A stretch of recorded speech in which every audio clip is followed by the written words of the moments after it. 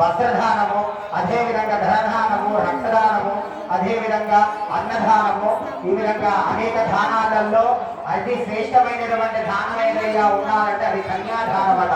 అటువంటి మహోత్తరమైనటువంటి కన్యాదానాన్ని మరి మామగారు అల్లుడు గారికి చేస్తున్నారట. మరి కన్యాదానం చేసేటప్పుడు ఒక మంత్రాలు చదువుతారంటే పురోహితులు. ఏంటంటే దాని మహాసంకల్పం అంటారు.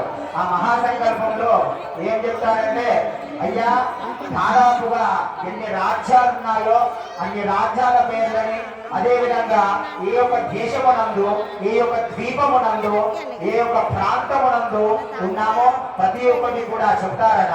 చెప్పేసి మేము దేనికోసం ఈ యొక్క కన్యాదానాన్ని చేసుకుంటున్నాము అని చెప్పేసి విషయాన్ని చెప్తారట.